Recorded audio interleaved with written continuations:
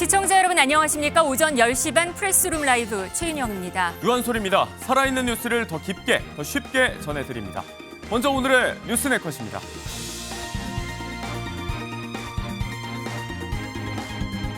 한덕수 권한대행은 국민의힘 대선 경선에 출마하지 않습니다. 조금 전 권성동 국민의힘 원내대표가 밝혔습니다.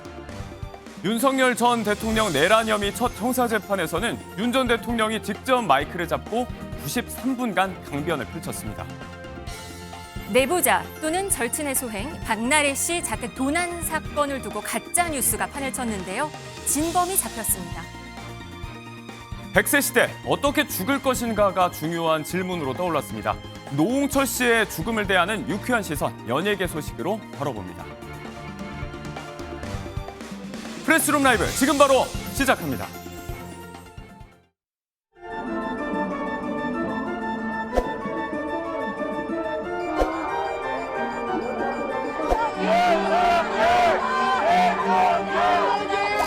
윤석열 내란 우두머리는 비공개 재판이랍니다.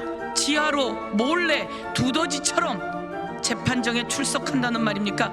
어디 두더지처럼 재판 출석할 수 있게 허락을 해준 지기현 재판부는 윤석열 피고인에 대한 특혜입니다.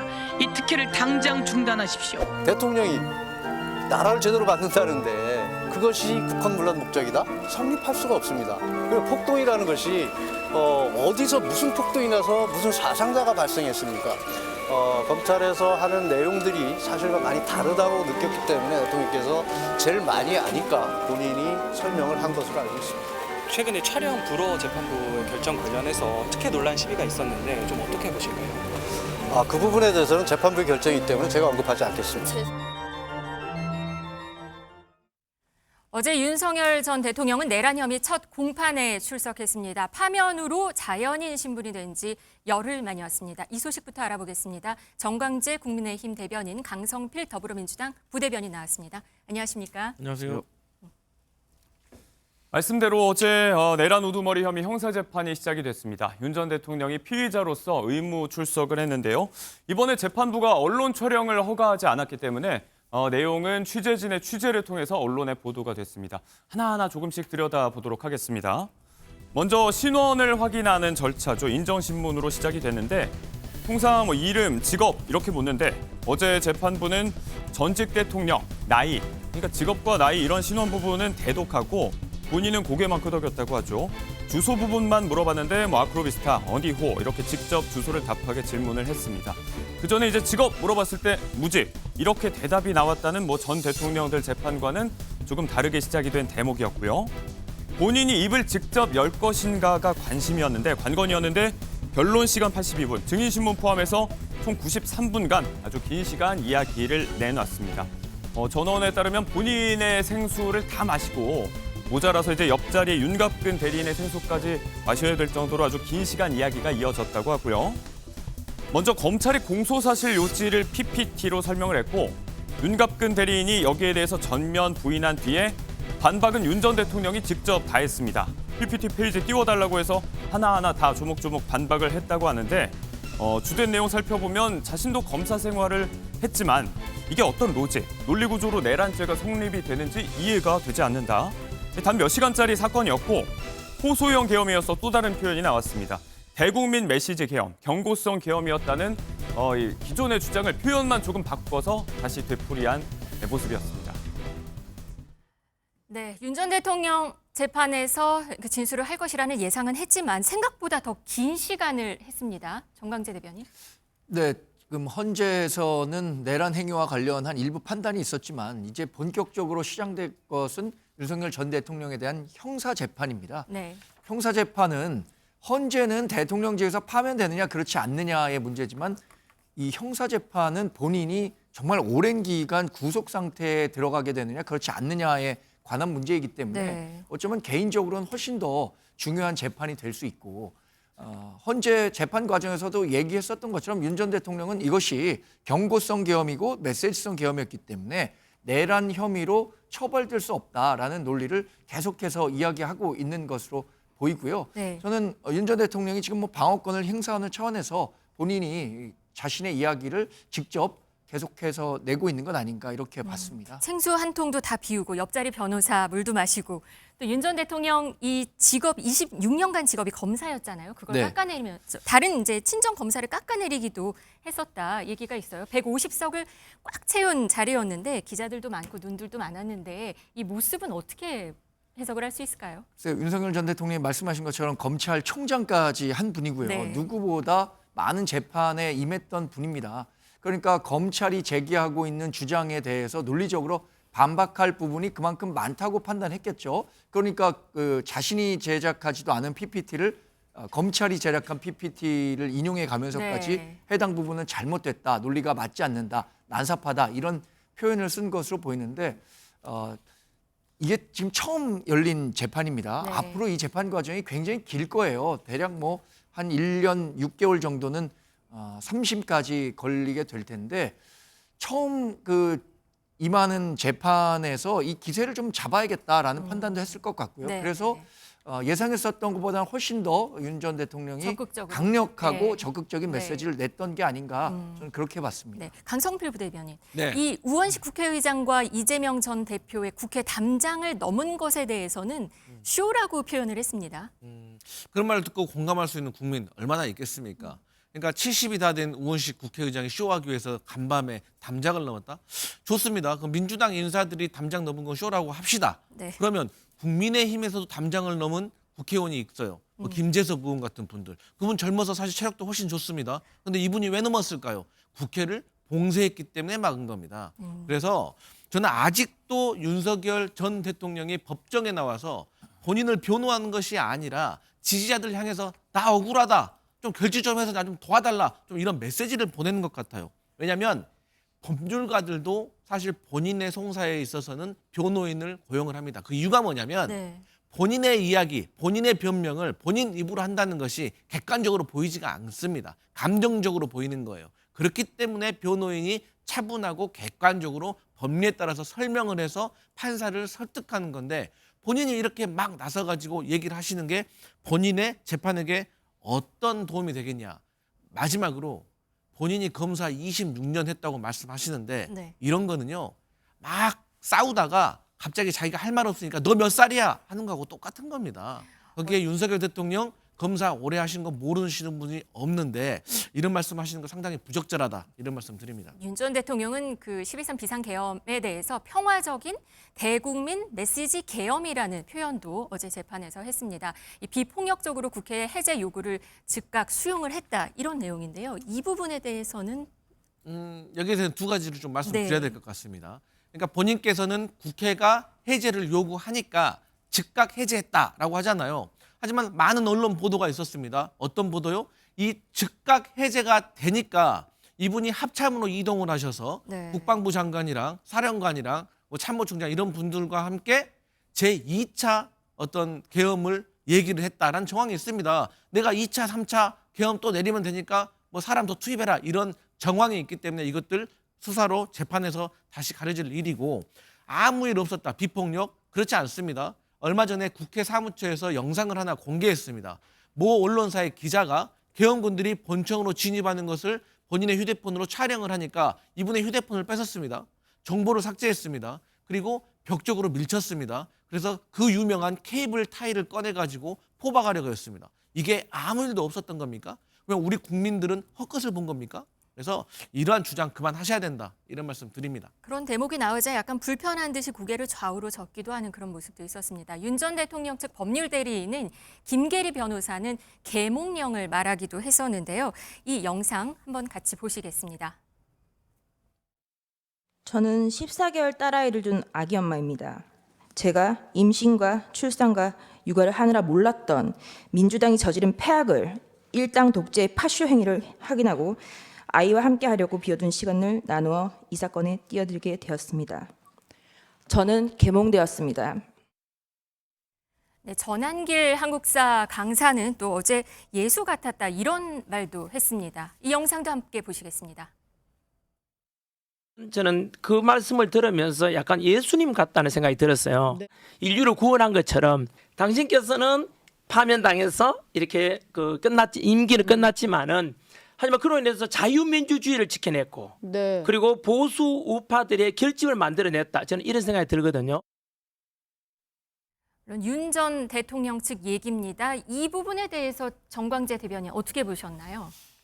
글쎄 윤 전 대통령의 탄핵 재판 과정에서 탄핵에 아주 극렬하게 반대했던 지지자들이 있었던 건 사실입니다. 네. 탄핵 재판 이후에도 탄핵 재판 결과가 잘못됐다, 수긍할 수 없다라고 답하는 분들에게는 지금 김계리 변호사나 전한길 강사가 이야기하는 부분이 일정 정도의 소구력이 있을지 모르겠습니다만 이미 헌법재판의 판결이 나온 상태에서 또 대부분의 국민이 이 헌법재판의 결과를 존중한다, 수긍할 수밖에 없다라고 얘기하는 상황에서 이런 이야기들에 동의할 수 있는 부분들이 우리 국민 가운데 아주 많을 거라고 생각하지는 않습니다. 네. 이런 분들의 이야기는 여전히 윤석열 전 대통령의 탄핵에 수긍할 수 없는 이런 지지자들에 대한 소구의 메시지라고 보고요.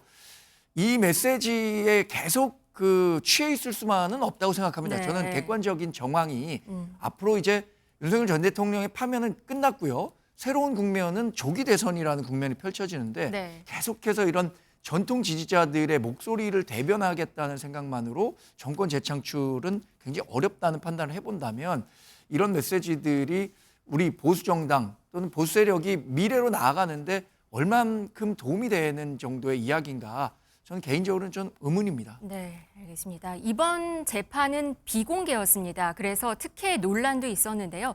그래서 다음 재판 때는 촬영을 허가할 수 있다는 얘기도 들리고 있습니다. 어떤가요? 다음 공판 일정은 잡혔죠? 사실 다음 재판부터 촬영을 협조하겠다, 허가한다. 이거 정말 잘못된 겁니다. 다른 게 아니라 이 윤석열 전 대통령에게 어떤 모욕을 주기 위해서 촬영을 꼭 해야 된다라는 그런 의도가 아닙니다.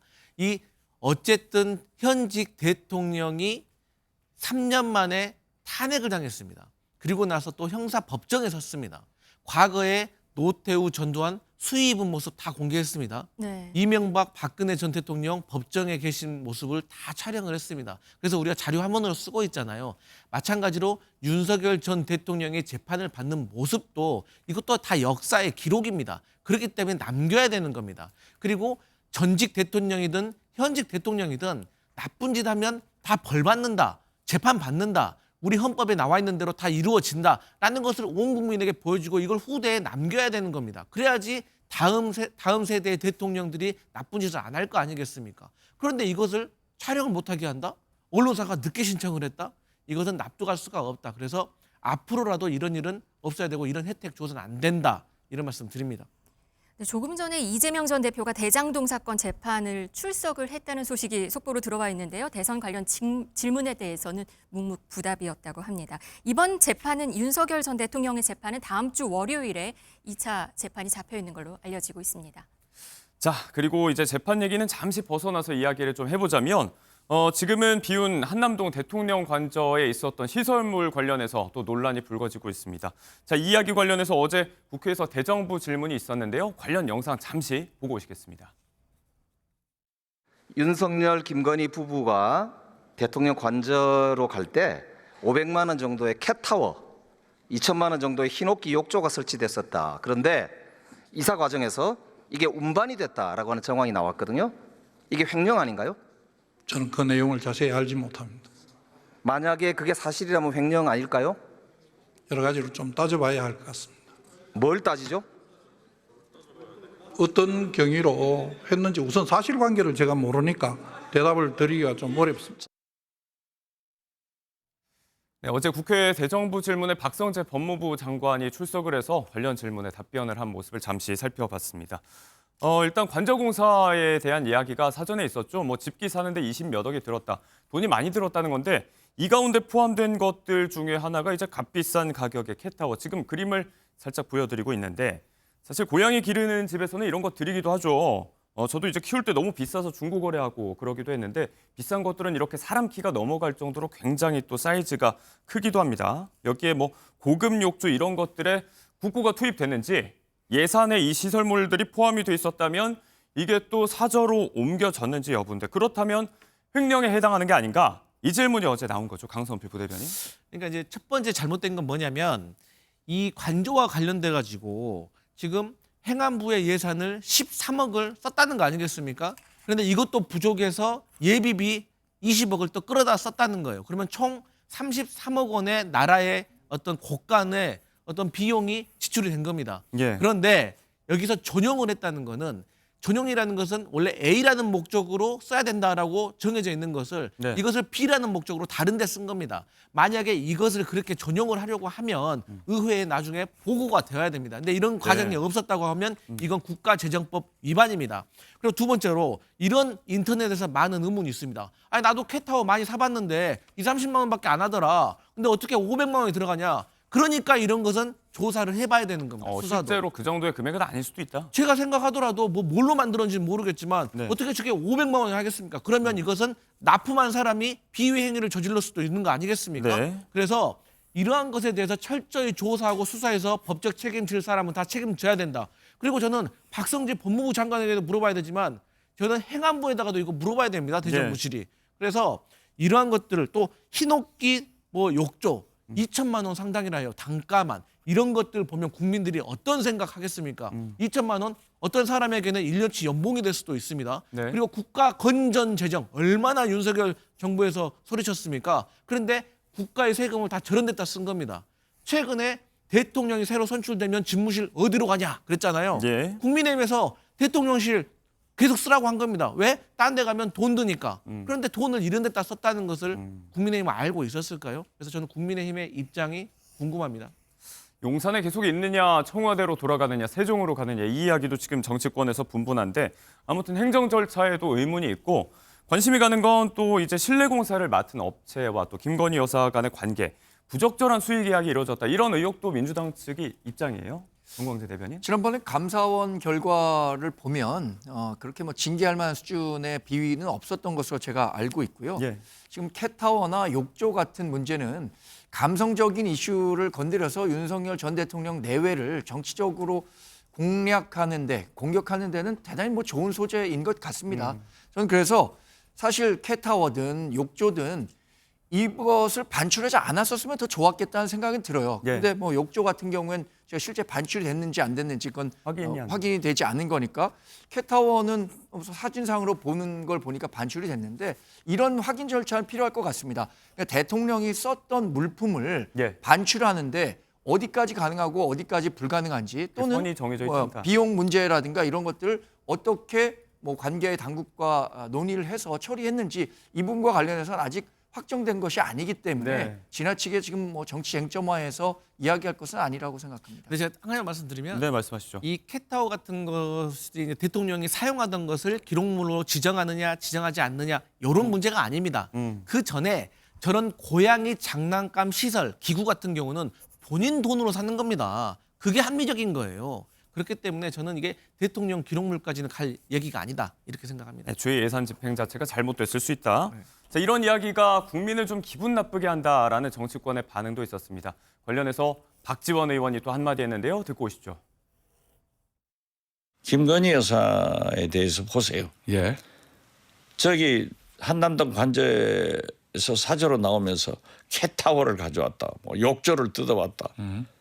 이런 것도 좀 국민에게 아주 기분 나쁘게 만들어주잖아요. 예. 조석기 검찰에서 포토라인에 세워서 예. 소환 조사를 철저히 해야.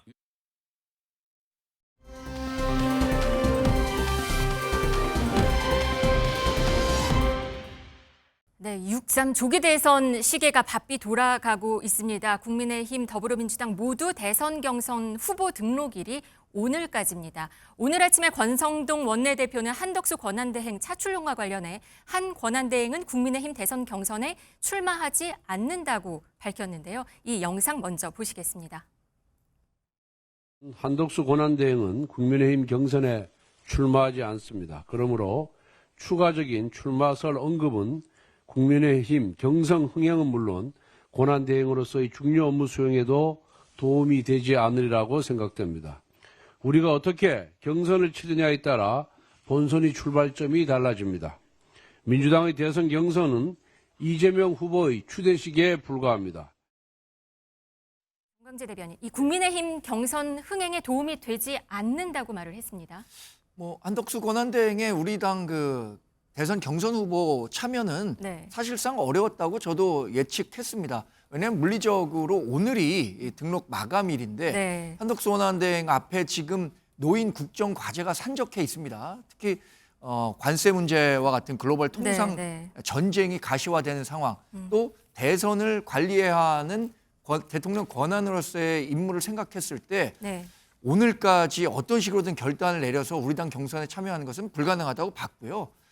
다만 여러 가지 가능성들은 지금 계속해서 커지고 있는 것 같아요. 그 가능성 가운데 하나가 5월 4일 이전에 공직에서 사퇴하면 대통령 선거에 나설 수 있기 때문에 이후에 우리 당 후보가 정해지면 단일화 과정을 거치는 것 아니냐 네. 이런 가능성이 제기되고 있는데 저는 개인적으로는 그 가능성도 높지는 않다고 생각합니다.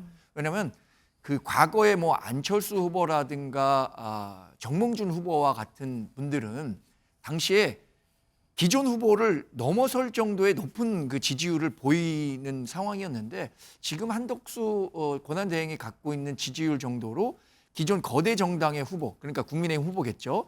같이 단일화를 논의할 정도의 아직 그 한덕수 현상이나 지지율은 확인되지 않았기 때문에 여론조사를 보면은 꽤 많이 올라갔어요. 그리고 오늘 아침에 한동훈 전 대표도 한 라디오 방송에 출연을 해서 한덕수 차출로는 테마주 주가 조작 같다 이런 말도 했습니다. 그러니까 그 정치적인 관심이 높아진 것은 네. 사실인 것 같습니다. 그 이유는 최근에 나온 여론조사 가운데 그래도 한덕수 대통령 권한대행이 이재명 민주당 대표와 붙었을 때 네. 조금이라도 더 선전할 수 있는 것 아니냐라는 여론조사 결과 때문인 것 같은데 네. 그 여론조사 결과는 사실 잘 보시면은 다 오차 범위 내에 있는 그 수치입니다. 않다. 예. 네, 그렇기 때문에 한덕수 대통령 권한대행이 독자 후보로서 얼마나 경쟁력을 가질 수 있는가는 네. 앞으로 우리 당에서 치러지는 2주 조금 넘는 기간의 경선 기간 또 이후에 펼쳐지는 정치적 현상들을 고려할 때 굉장히 저는 다양한 변수가 있지만 실제 플레이어로 그러니까 대선 후보로 나올 가능성은 여전히 좀 다른 사람들보다는 낮게 보는 편입니다. 방금 그 여론조사 결과 보셨는데요. 이렇게 수치 자체가 높지 않아서 그래 큰 의미가 없다 이렇게 말씀하셨습니다. 조금 전에 말씀드린 한동훈 전 대표의 한 라디오 방송 발언 내용 같이 한번 보시겠습니다. 국민이 그걸 요구하고 있는지 묻고 싶어요. 국민들이 어떤 특정한 분을 모셔와야 된다 이렇게 막 운동을 하고 있습니까? 그런 운동 들어보셨어요? 몇몇 의원들이 이건 어떠냐라고 하면서 바람잡고 있는 거잖아요. 일종의 좀 거칠게 비유하자면 테마주 주가 조작 같은 거잖아요. 당 외부에 있는 용병이라고 보기도 어려워요. 네, 한덕수 대행이 단숨에 보수 2위가 또 되는 그런 리얼미터 여론조사 결과 때문에 이런 것 같습니다. 한덕수 띄우기 배후에 또 윤심이 있다 이런 얘기까지 있는데요. 어제 박지원 의원의 발언 영상 보시겠습니다.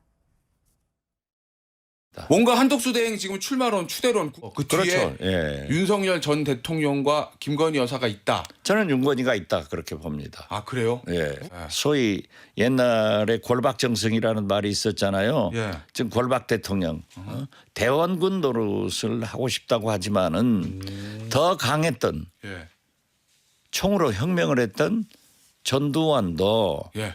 자기 친구 노태우를 대통령 시켜놓고 헌법에 지금도 나와 있잖아요. 국가 원로회의 예. 그 의장으로 대원군을 꿈꿨지만은 또 노태우는 전두환을 백담사로 맞아요. 보냈어요.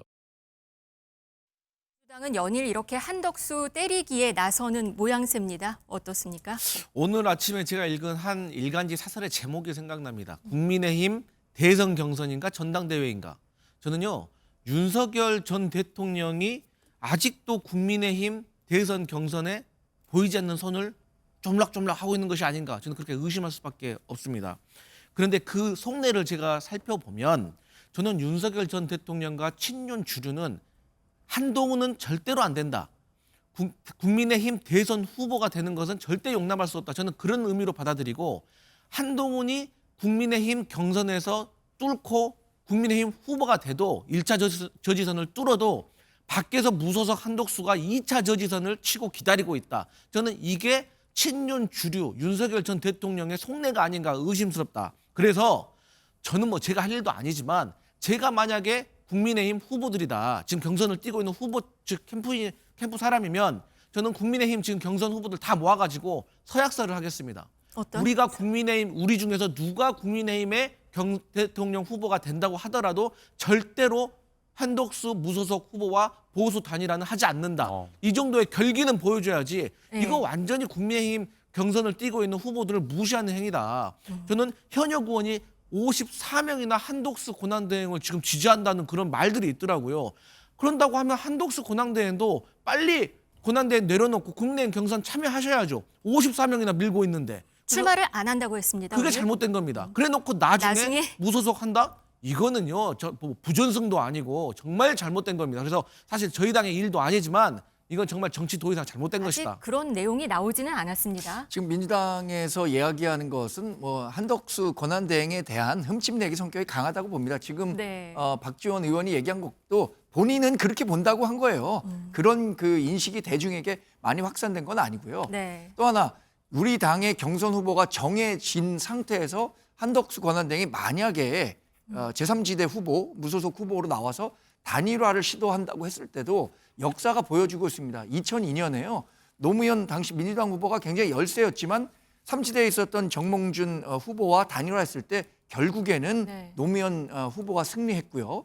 2012년에 문재인 후보 고전할 때 안철수 후보가 굉장히 밖에서 훨씬 더 높은 지지율을 보였음에도 불구하고 결국 문재인 후보가 나는 공당, 당원 100만 명이 뽑은 후보인데 어떻게 대통령 후보를 그만두느냐라는 논리로 접근했을 때 안철수 후보가 자진 사퇴하고 단일화가 된 경험이 있거든요. 네. 우리 당의 후보가 정해지는 순간 저는 지금과는 완전히 다른 여론이 펼쳐질 것이기 때문에 한덕수 권한대행에 대한 지금의 현상 이런 부분이 그 이후에도 지속될 수 있을 것인가에 대해서는 아까도 말씀드린 것처럼 개인적으로는 가능성을 낮게 보고 조금 있습니다. 더 지켜보죠. 국민의힘은 이재명 전 대표와의 가상 양자 대결에서 열세인 여론조사가 이어지면서 이 보수 진영에서 이 빅텐트론 이런 게 나오는 것 같습니다. 홍준표 전 시장, 김문수 전 장관, 나경원 의원 직접 지금 주장을 하고 있는 거죠.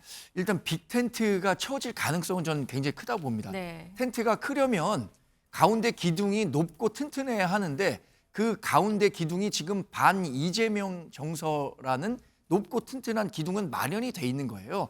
그러니까 그걸 중심으로 여러 그 포진에 있는 정치 세력들이 이재명 대통령은 안 된다. 이게 왜 이재명 대통령은 안 된다라는 얘기를 하냐면 입법권을 지금 민주당이 독점하고 있는데 그 가운데 민주당은 이재명 대표가 전 대표죠. 네. 다 갖고 있어요. 근데 행정권까지 갖게 될 경우에 이른바 우리 당에서는 히틀러 정권이 탄생할 수도 있다 이런 얘기를 하고 있잖아요. 이런 국민들의 우려와 불안감이 있기 때문에 반 이재명 정서를 바탕으로 전 제3지대를 포함한 중도 보수 빅텐트가 충분히 가능할 것이라고 보고요. 그 기간이 너무 짧은 것 아니냐라고 얘기를 하는데 대한민국 정치에서 열흘이면 못할 게 없습니다. 네, 알겠습니다. 민주당 얘기해보죠. 민주당은 3파전이 됐습니다. 네. 지금 준비를 어떻게 하고 있는 건가요? 김두관 전 의원은 경선 보이콧을 선언했고요. 네. 3파전으로 진행이 되는 건가요? 아무래도 이제 김두관 후보께서는 경선에 참여를 하지 않을 것으로 저는 개인적으로 예상을 하고요. 그래서 참 아쉬운 면이 있습니다. 근데 이제 이게 경선 룰을 가지고 지금 이런 좀 갈등이 있는데 제가 이제 당 부대변인이니까 혹여 제 발언이 특정 후보에게 도움이 될 수 있기 때문에 제가 원론적인 얘기만 말씀을 드리면 네. 국민 경선을 하게 되면 실무적으로 어떤 일이 발생을 하냐면 이 당원들은 이미 우리가 정해져 있지 않습니까? 근데 120만 명이 투표를 하게 됩니다. 그러면 우리가 밖에 있는 일반 국민에게 투표하실 분들은 선거인단 신청을 하세요라고 신청을 받아야 되는데 이게 온라인과 오프라인 두 개로 받아야 됩니다. 왜냐하면 노령층들은 온라인으로 하기 어려울 수도 있기 때문입니다. 그러면 이런 과정 속에서 조직 동원이 될 수가 있고 또 조직 동원을 하는 과정에서 이 선거인당을 나는 신청을 했는데 제대로 입력이 안 됐어요. 혹시라도 실무제에 실수가 조금이라도 한 번이라도 나오게 되면 이것은 공정성 시비로 불거질 수가 있습니다. 근데 이게 대선이 평소처럼 길게 진행이 된다고 하면 이걸 충분히 우리가 커버를 할 수가 있는데 단기간에 200~300명이 넘는 어떤 아르바이트를 고용해가지고 이 업무를 진행해야 된다고 한다면 이것은 짧은 조기 대선에 실무적으로 조금 어려움이 예상이 된다. 그렇기 때문에 이런 면도 있었고 또 우리가 당원 주권주의를 천명하고 있기 때문에 짧게는 6개월, 길게는 몇 년 동안 당비를 납부하신 이 당원들과 일반 국민들과 똑같이 1인 1표를 행사한다는 것에 대해서 당원들의 서운함이 있기 때문에 저희가 이런 결정을 내릴 수밖에 없었다, 이런 말씀 드립니다. 네, 홍준표 전 시장 어제 출정식이 있었는데요. 이재명 저격수 유동규 전 성남도시공사 본부장이 나왔습니다. 자기 발로 왔다고 했는데요. 이건 영상 먼저 한번 보시고 오겠습니다. 제가 이 자리에 온 이유는 살려고 왔습니다. 예, 제가 이재명이 당선되면 바로 꽃게밥이 될 거라고 생각했기 때문에 예, 제가 꽃게의 먹이가 되고 싶지 않아서 제가 이 자리에 왔습니다. 이슈도 꽤 논란이 되는 것 같습니다. 관심이 높습니다. 저도 어제 현장에 한번 갔었는데 유동규 네. 씨가 와갖고 네. 의외의 인물이 왔다 생각했습니다. 근데 얘기한 거를 들어보니까 과거에 자신이 이재명 측에서 함께 일할 때 이재명 대표가 대통령 후보로 나가면 가장 경쟁력 있는 반대 후보가 누구냐라고 했을 때 홍준표 전 대구시장을 꼽았다는 거잖아요. 네. 그래서 이재명의 대척점에 있는 홍준표 전 대구시장을 자신은 지지한다라고 얘기한 거고요. 꽃게밥 얘기가 나온 것은 이재명 전 대표가 지난번에 계엄 사태와 관련해서 여러 가지 이야기를 하는 과정에서 자신이 연평도 꽃게밥이 될 수 있었다라고 얘기한 것을 비유적으로 얘기한 것 같습니다. 그런데 그 이야기의 중심에는 이재명 전 대표가 굉장히 위험한 사람이다라는 인식을 국민들에게 심어주고 싶은 것 같아요. 실제로 이재명 전 대표 측근이라고 하는 분들이 여러 가지 이유로 좀 불행한 선택을 한 경우도 있었기 때문에 그런 이야기를 한 것 같은데 유동규 씨 같은 경우에는 이재명 전 대표가 대통령이 되면 네. 본인의 신변에도 좀 위험한 것 아니냐라는 생각을 갖고 있는 것 같습니다. 홍준표 전 대구시장이 이재명이 어제 대선 출마 선언식에서 꽤 이재명 전 대표의 공격을 꽤 심하게 했습니다. 함께 보시겠습니다.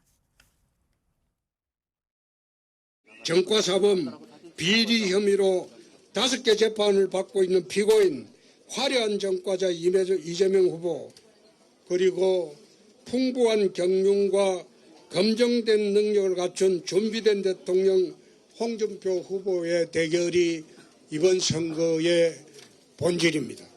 이재명한테 나라 맡겼으면 나라가 절단나겠다. 그런 국민 정서가 지금 60%가 넘습니다. 절대적 비토계층이 60% 넘는 사람은 절대 대통령이 되지 않습니다. 이재명이랑 둘이 붙어서 이재명을 몽둥이질 할 사람 누굽니까? 네, 이재명 전 대표에 대한 공격이 거셉니다. 근데요, 저는 먼저 국민의힘과 자유통일당은 무슨 관계인지 좀 물어보고 싶어요. 왜냐하면 지금 유동규 씨가 지난 총선에서 이재명 대표가 출마했던 인천 계양의 자유통일당 후보로 출마하지 않았었습니까? 그리고 윤상현 의원이 최근에도 자유통일당 후보 지지선 연설을 했던 것 같은데 무슨 관계인지를 모르겠어요. 왜 유동규 씨가 와서 저런 말씀을 하시는지. 그리고 유동규 씨를 지금 내세운 걸 보니까 또 이재명 관련해 가지고 어떤 사법 리스크에 또 기대는 것 같아요. 그런데 이미 국민의힘 지난 총선에서 국민의 마음을 봤잖아요. 그때도 뭐라고 했습니까? 2조 심판론. 그렇게 주구장창 부르짖었는데 결과 어땠습니까? 그리고 이번 조기 대선은요. 왜 열린 겁니까? 윤석열 전 대통령이 탄핵당했기 때문이에요. 그러면 윤석열 전 대통령을 배출한 정당 어디입니까? 국민의힘입니다. 그렇기 때문에 이번 조기 대선은 국민들이 내란을 종식하고 불법 비상계엄을 심판하는 선거이지 이재명 대표와 관련된 그런 선거가 아니다. 그렇기 때문에 좀 핀트를 잘못 잡으신 것 같다. 이런 말씀 드립니다. 네, 오늘 정치 소식은 여기까지 듣도록 하겠습니다. 고맙습니다.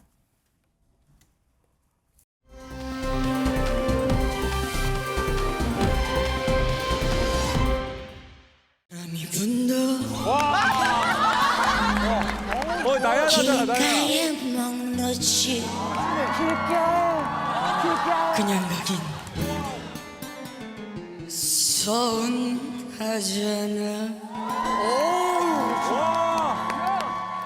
나 한 잔 자네 한 잔 권코니 형님 라이벌 아니에요? 한 번은 내 세상도 오겠지. 내가 됐어. 아, 이 친구가 예능만 대세지 사람 자체가 소인배라. 저기 자이언트 씨? 네? 제가 얼마나 큰 사람인데요. 바다보다 큰 사람이에요. 정말 내가 바다 버릴 수도 있어요. 이 거인아. 재밌다. 셔터 마우스 하시고요. 네, 두 사람이 이렇게나 친한데 이 두 사람을 둘러싼 가짜 뉴스가 좀 불거졌던 최근이었습니다. 최근 있었던 박나래 씨 자택 도난 사건과 관련한 이야기부터 시작을 해볼 텐데요. 화제가 되는 연예계 소식 박진아 아나운서, 양지민 변호사 두 분과 짚어보겠습니다. 어서 오세요. 안녕하세요. 자, 일단 도난 사건 이야기 먼저 해보겠습니다. 어제였죠. 방송인 박나래 씨 집에서 벌어진 이 절도 도난 사건.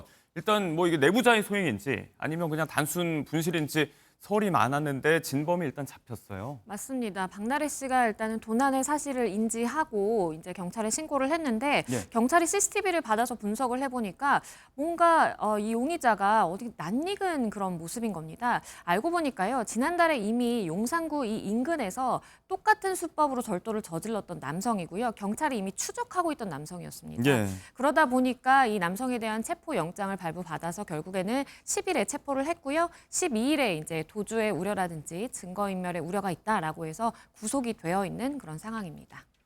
일단 최근에 여러모로 속상한 일이 많았던 박나래 씨이기 때문에 바로 이렇게 범인이 잡힌 건 정말 다행스러운 일이라고 생각이 들고요.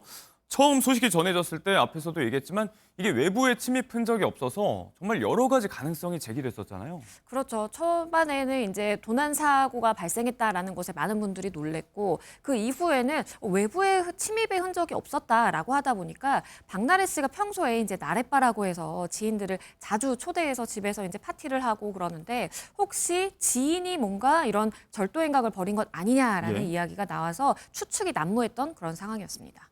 이렇게 설이 많다 보니까 말씀대로 추측의 여지가 많았고 그래서 그럴까요? 온라인상에서 가짜 뉴스가 많이 퍼지기도 했는데 좀 황당한 이야기도 있었어요. 그렇죠. 뭐 최근에 이제 연예인들의 SNS를 이제 조합을 해서 최근 나래바를 방문한 연예인이 누구누구다. 그 중에서 가장 절친이라고 볼 수 있는 이 장도연 씨가 아마도 범인일 것이다라고 이렇게 추측이 무성한 그런 내용들이 있었어요. 예. 그러다 보니까 박나래 씨도 굉장히 좀 마음고생을 하고 장도연 씨 역시나 본인이 아님에도 불구하고 억울한 이런 루머가 퍼지다 보니까 굉장히 좀 소가리를 했다라고 전해집니다.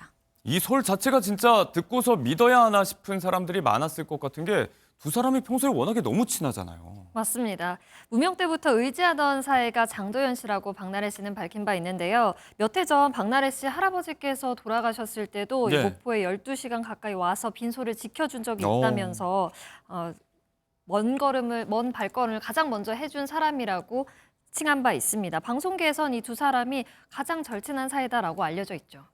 말하는 거 보니까 박나래 씨 본인이 직접 해명하기에는 둘이서 이제 죽을 때는 같이 묻어달라, 합장을 해달라 이게 합의가 됐다는 얘기까지 할 정도로 정말 친했던 두 사람인데 아무튼 믿기 힘든 가짜뉴스가 좀 횡행했던 최근이었습니다. 사실 이번 일로 가장 힘들었던 게 박나래 씨일 텐데 최근에 심경을 좀 전했어요. 이제 좀 힘든 일들 다 털어내고 추스르고 다시 스케줄 좀 복귀한다고 밝혔죠? 그렇습니다. 지난 14일에 이제 MBC 예능 프로그램이 이제 진행이 된 바 있었어요. 과연 이 절도 사건이 있은 이후에 첫 녹화다 보니까 이 자리에서 박나래 씨가 이제 사건과 관련해서 어떤 이야기를 할 것인가 이 부분도 굉장히 주목이 됐는데요. 그런데 이제 프로그램 관계자라든지 아니면 소속사에서는 뭐 이렇게 즐거운 일은 아니기 때문에 네. 별도의 이제 언급은 하지 않을 것이다라고 밝혔고요. 이 일로 인해서 굉장히 좀 마음고생을 했다고 해요. 왜냐하면 일단은 누군가가 우리 집에 침입을 해서 이렇게 절도 행각을 벌였다라는 것 자체가 굉장히 좀 두렵고 공포감이 들 만한 일이잖아요. 그렇기 때문에 일단은 1차적으로 속상했고 2차적으로는 가장 친한 절친한 사람인 장도연 씨가 이렇게 네티즌들로부터 의심을 받는 상황이다 보니까 이 부분에 대해서 많이 좀 마음을 썼다라고 전해집니다. 그럴 것 같습니다. 가짜뉴스 이야기 조금 더 해보자면 이게 이렇게 황당무계한 이야기가 어디서 이렇게 많이 퍼지나 싶을 텐데 유튜브 이런 데 가보면 자극적인 썸네일로 또 이렇게 포장을 해서 말도 안 되는 이야기 같은데 너무 그럴듯하게 잘 만들어 놓으니까 이게 진짠가 하고 믿게 되는 일이 많거든요. 연예계의 피해 사례가 적지 않죠. 맞습니다. 앞서 사실 박나래 씨의 이런 절도 사건이 있기 전에는요. 박나래 씨와 방송인 전현무 씨와의 결혼설이 돌기도 했는데요. 네. 이 부분이 방송에서 해명처럼 언급되기도 했습니다. 이를 해명한 걸 보고 게스트들이 반응하길 우리 부모님도 그렇게 믿고 계시더라라고 반응을 했거든요. 그래서 거짓 뉴스는 없어져야 한다 이렇게 강조하기도 했습니다. 이뿐만이 아닙니다. 장도연 씨가 이렇게 오해를 받았었던 상황처럼 예. 개그맨 박성광 씨 아내 이소리 씨도 가짜 왜요? 뉴스에 휘말렸었는데요. 어제 자신의 개인 계정에 몇몇 사진과 글을 올렸습니다. 여성 암투병 사실을 고백한 후에 사망설이 제기된 겁니다. 온라인상에서 네. 사망설이 돈다면서 가짜 뉴스가 돌고 있다면서 제보 글을 받았다며 속상해하는 모습을 보인 바 있습니다. 멀쩡한 사람도 이렇게 죽여버리기도 하고요. 얼마 전에 아이돌 가수 장원영 씨를 둘러싼 악의적인 루머를 퍼뜨린 유튜버가 또 법적 처벌을 받기도 했는데, 자, 관련해서 이런 거 처벌 수위 어떻게 되나요? 좀 처벌이 좀 강했으면 좋겠는데요. 그렇죠. 일단 법정형 자체는 그렇게 뭐 부족하다라고 보이지는 않습니다. 네. 우리가 이렇게 온라인상으로 어떤 사람의 명예를 훼손할 만한 그러한 이야기를 사실도 아니고 거짓 사실에 기반해서 이렇게 유포를 하게 된다면 뭐 최대 7년 이하의 징역까지 처해질 수 있습니다. 네. 그런데 이게 법정형에 불과하고요. 실제로는 연예인이다 보니까 이제 과거에는 더 그랬지만 예. 뭐 선처를 호소한다라든지 용서해주고 아니면 그냥 합의를 한다라든지 그러면 이게 처벌 수위가 굉장히 낮아집니다. 네. 그래서 뭐 벌금형 정도다 보니까 사실 이러한 루머를 만들면서 내가 유튜브를 통한 수익을 얻는 게 훨씬 크거든요. 그러다 보니까 내가 벌금 뭐 몇백만 원 내고 말지라는 생각을 하기도 하는데요. 네. 이런 부분에 대해서는 뭐 법정형을 높이는 것도 하나의 방법이 될 수가 있겠고 아니면 철저하게 민사적으로 손해를 계산해서 그 손해를 다 떠안게 하는 것이 하나의 방책이 될 수 있다고 봅니다. 참 이게 돈도 좋지만요. 근거 없는 추측성 보도라든지 가짜 정보 때문에 실제로 피해를 입는 사례가 너무나도 늘어나고 있습니다. 자중을 좀 해야 될 것 같습니다.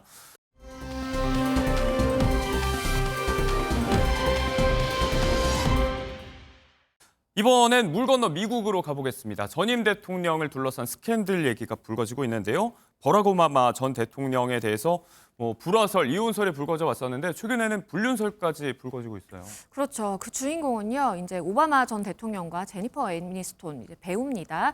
두 사람이 이제 불화설이 작년 이제 8월에부터 이렇게 생겨났었는데 최근에는 오바마 전 대통령이 이혼설까지 돌다 보니까 이 불륜설에 더 이제 불이 지펴지는 그러한 모습이고요. 네. 일각에서는 미셸 오바마가 배신당했다라면서 오바마 전 대통령과 이제 둘이 이제 미래를 즐겼다라는 이제 이야기도 나오기는 하는데 그런데 이 부분에 대해서 이 제니퍼 애니스톤이 밝힌 바로는 네. 본인은 오바마 전 대통령을 딱 한 번 만난 적이 있고 오히려 이 오바마 전 대통령보다 미셸 오바마 부인과 나는 더 가까운 관계다라면서 이러한 의혹 불식을 위해서 노력한 바 있습니다. 네, 이 이야기를 먼저 좀 물어볼게요. 이제 오바마 전 대통령과 불륜설이 난 배우의 이름이 제니퍼 애니스톤이라고 했어요.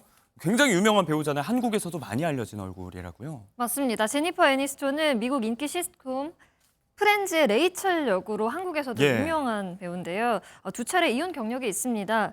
2000년 브래드 피트와 결혼을 했다가 2005년에 이혼을 했고요. 2015년 저스틴 셔룩스와 재혼을 했지만 2년 만에 이혼을 했습니다. 또 최근에는 페드로 파스칼과 열애설이 나기도 했는데요. 이를 부인한 바 있습니다. 네, 누군지 잘 모르겠다 하시는 분들도 계실 것 같은데 브래드 피트의 전처라고 하면 기억을 많이 하실 것 같습니다. 이 정도로 설명하기에는 아쉬울 정도로 또 사업적으로도 굉장한 수완을 보여주고 있습니다. 그렇죠. 정말 뭐 자수성가한 여성 사업가다라고 보시면 되겠습니다. 본인이 직접 이제 배우이기도 하지만 제작자로서 굉장히 탄탄하게 헐리우드에 뿌리를 내렸어요. 그러다 보니까 뭐 자산 규모가 지금 뭐 4억 달러, 그러니까 한화로 한 5,300억 원 정도다라고 네. 전해지기도 하고요. 일단은 사업도 굉장히 활발하게 이어가고 있는 상황이기 때문에 오바마 전 대통령과 혹시나 어떠한 그런 관계로서 맺어진 것은 아닌지 이제 의혹을 짚히는 쪽에서는 계속해서 그런 의혹 제기를 하고 있습니다. 제니퍼 애니스톤은 조금 전에 보여드린 바와 같이 불륜설을 일축했고 또 오바마 전 대통령도 부부간에 큰 문제가 없다라면서 SNS상에 또 잘 지내는 모습을 보여주기도 했었는데 그럼에도 불구하고 이 공식 행보 때문에 자꾸 말이 나오고 있습니다. 최근에 트럼프 대통령 취임식에서도 오바마 대통령 혼자 또 모습을 보여주고 있습니다. 그렇죠. 보통은 이제 부부 동반으로 이렇게 참석을 하는 게 마련인데 이제 큰 행사잖아요. 그럼에도 불구하고 오바마 전 대통령이 혼자 참석을 하다 보니까 이게 정말 이혼이 임박한 거 아니냐, 두 사람이 별거하는 거 아니냐, 뭐 이런 이야기도 있는데요. 네. 일각에서는 미셸 오바마가 트럼프 대통령에 대해서 워낙 반감을 가지고 있고 정치적인 반감 때문에? 그렇죠. 이제 워낙 트럼프 대통령이 여성이라든지 유색인종에 대해서 이렇게 차별적인 발언을 서슴없이 하다 보니까 미셸 오바마가 이것에 대한 반감을 표현하기 위해서 일부러 가지 않는 것이다라는 이야기도 있어서요. 네. 일단 두 당사자가 이러한 의혹을 부인하고 있으니까 이혼설에 대해서는 잠시 좀 접어두는 게 어떤가라는 생각도 듭니다. 네, 그럴 수도 있겠네요. 여기에 대해서 실제로 말씀하신 대로 미셸 오바마 본인의 심경도 좀 궁금하긴 한데 뭐 입장 발표가 있었나요? 네, 미셸 여사는 지난 9일 한 방송에서 출연해서 그저 개인사인 뿐임을 해명했는데요. 네. 현재 남편은 이제 대통령도 아니고 이제 두 자녀들도 다 컸기 때문에 스스로의 일정을 선택하는 것일 뿐이다라고 말을 했습니다. 이 장례식, 취임식 이슈에 관해서는 하와이에서 장기 휴가 중이어서 일정 조율이 어려웠을 뿐이라고 말을 했습니다. 사실관계에 대해서 명확히 밝혀진 바가 없기 때문에 어디까지나 다 추측성, 가십에 불과하고요. 이 이야기가 또 어떻게 정리될지 한번 지켜봐야겠습니다.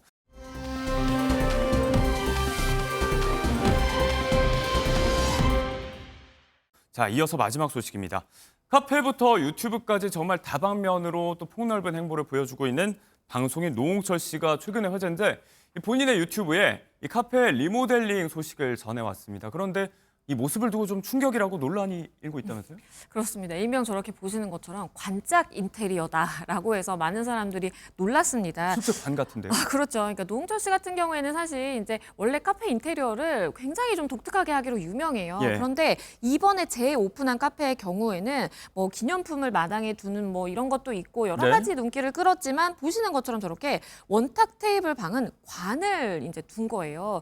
그러다 보니까 너무 조금 인테리어 치고는 이게 너무 독특한 것 아니냐, 저 어떻게 봐야 되느냐라는 이야기가 나옵니다. 그러니까 저기 테이블이 있다는 건 실제로 저렇게 관짝에 놓인 공간에서 손님들이 커피도 마시고 빵도 먹고 한다는 거죠. 그렇죠. 그러니까 오픈된 공간입니다. 이제 본인은 어떠한 뭐 철학을 담아서 이렇게 이제 관을 놓은 것 같은데 네. 저기 카페를 둘러보는 사람들이 와서 이제 저기를 이용할 수도 있고요. 그리고 노홍철 씨의 경우에 개인 카페에서 이렇게 모임을 하기로 좀 유명해요. 그러다니까 이 모임을 이제 참석하기 위해서 온 사람들도 저렇게 한 번씩 관에 누워보고 실제 만져보고 이럴 수도 있다고 합니다.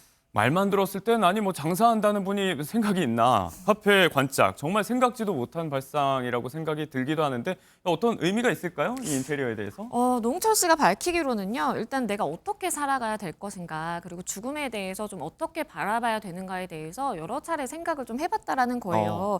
그래서 본인이 아직 뭐 그렇게 뭐 나이가 많은 건 아니지만 예. 그래도 내가 내 삶을 어떻게 마무리할 것인가를 한번 좀 생각을 해보게 됐고 좀 부담 없이 우리가 이것에 대해서 접근해서 얘기도 나누고 그리고 나뿐만 아니라 다른 사람들도 죽음에 대해서 한번 의미를 좀 생각해 봤으면 하는 마음에서 저런 인테리어를 했다고 합니다. 네, 카페를 찾는 고객들에게도 일종의 담론을 좀 던진 게 아닌가 싶은 생각도 듭니다. 삶에서 사실 아주 중요한 기로에 한번 놓였다 돌아오면 정말 많은 생각을 하게 되죠. 노홍철 씨 같은 경우는 얼마 전에 여행 중에 큰 사고도 있었다고 하고 뭐 고산병 때문에 목숨을 잃을 뻔까지도 했다면서요? 네, 노홍철 씨는 2차례 방송에서 목숨을 잃을 뻔했던 경험을 이야기한 바 있는데요. 예. 네팔 히말라야 트레킹 도중에 고산병으로 의식을 잃었던 일화를 전한 바 있습니다. 또 일전에는 유튜버 빠니보틀 씨와 베트남 여행을 떠났는데 여기서 오토바이 교통사고를 당해서 병원으로 옮겨져서 치료를 받는 상황이 전해지기도 했습니다. 네. 자, 그 생각이 조금 유쾌한 방식으로 표현된 게 이번에 카페의 리모델링 인테리어인 것 같습니다. 관짝이 놓인 게 바로 그걸 의미하는 것 같은데 노홍철 씨뿐만이 아니고 노홍철 씨처럼 또 죽음을 유쾌하게 풀어낸 스타가 하나 있습니다. 요즘 파격 행보를 보이고 있는 이찬혁 씨가 있는데 장래희망이라는 노래가 있어요. 이 노래에 보면 가사도 참 특이하고요. 본인이 또 기뻐하면서 관짝에 들어가는 그런 퍼포먼스 이런 것도 보이거든요. 한번 보고 오겠습니다. 종종 상상했던 내 장례식엔 축하와 환호성, 박수갈채가 있는 파티가 됐으면 했네. 그러니까 장례식을 바라보는 새로운 관점의 제시예요. 또 본인이 기뻐하면서 관짝에 또 들어가는 퍼포먼스까지 이어진단 말이죠. 노래 그리고 뭐 공연 모습을 봐도 파격 그 자체라는 생각이 듭니다. 이찬혁 씨가 생각이 있었을 것 같아요. 어떤 의도로 만들어진 노래일까요, 이게? 네, 보시는 그대로 이찬혁 씨의 장래희망이라는 곡입니다. 자신이 희망하는 미래 모습의 장래가 아니라요. 죽어서 장을 치르는 장래인 건데요. 장래희망. 네, 죽음을 맞이한 이후의 모습을 떠올리면서 이 곡을 썼다고 합니다. 가사에 보면 죽음이라는 단어가 어두울 것만 같긴 한데 이와는 상반되게 기뻐한다, 손뼉친다, 축하한다라는 단어들을 볼 수 있습니다. 워낙에 파격 행보를 보이고 있는 이찬혁 씨라서 팬들 가운데서는 뭐 이제 길거리 퍼포먼스에 뭐 공연 중에 삭발을 하기도 하고 하고 싶은 거 다 해라라고 팬들이 얘기했더니 진짜 하고 싶은 거 다 한다 이런 얘기도 나오고 있는데 진짜 그런 것 같아요.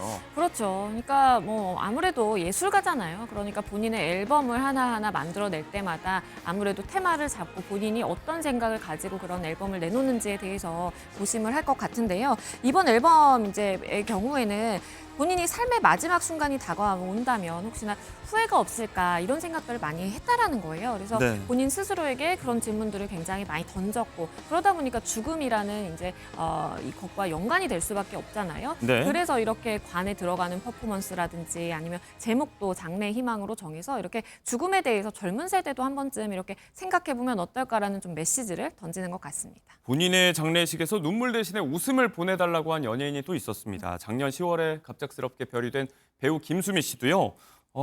이제 그냥 울지 말고 곡소리 없이 징글벨 징글벨 춤추면서 웃으면서 나를 보내줬으면 좋겠다. 이런 말을 남기기도 했고 또 얼마 전에는 순이와 칠공주 멤버로 유명한 칠곡 힙합 할머니 서무석 할머니가 장례식을 또 치른 모습도 힙합 모자를 쓰고 나온 영정사진이라든지 또 유언대로 곡 대신에 멤버들이 장례식에서 랩을 하는 모습이 또 화제가 되기도 했었습니다. 죽음에 대해서 이전까지는 좀 무섭다, 두렵다 이런 생각들이 일반적이었는데 이제는 어떻게 사는 게 잘 사는 것인가를 넘어서 어떻게 죽어야 될까 여러 가지 생각을 하게 만드는 오늘 마지막 소식까지 두 분과 함께 짚어보고 왔습니다.